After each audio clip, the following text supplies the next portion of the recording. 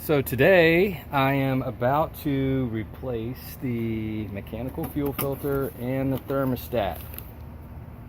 I suspect my thermostat is not working because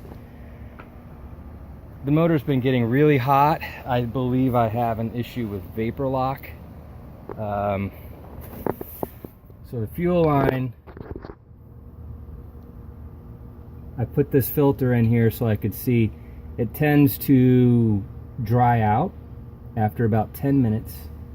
I rebuilt the carburetor, and I thought that might be a vacuum leak because I had a bad gasket. I could see that. But I still have this issue, so I'm looking at this fuel pump. It looks just as old as the block. So I'm guessing that this is maybe original. I don't know. So anyway, I'm going to go ahead and replace it.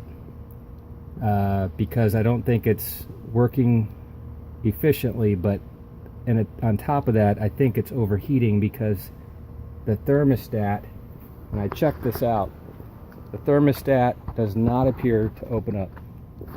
I've had this running for 10 minutes. The other day it was really hot in the 90s, and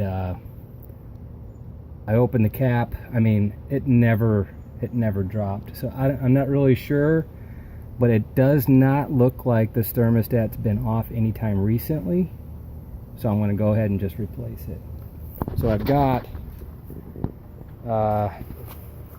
just a standard run-of-the-mill, nothing fancy fuel pump. I'm going to just throw that in there. I'm sure I'm going to replace it down the line with something better when I get more into the,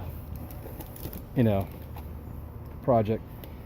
And then I got this this super stat here. It defaults to open, and being that we're in Florida here and it's extremely hot, I thought it best to be safe. I was actually considering just the restricted orifice type of plate. But I'm going to put that in there anyway. It's 160. You guys might have some thoughts on that. They had 160, 180, and 195, which is OEM.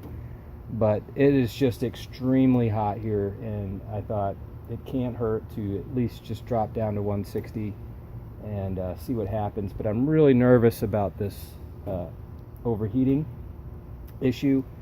Of course, my gauge doesn't work. My next step is to get in under the dash and see if the regulator supplying the gauges is working. It appears that all three gauges aren't working right now.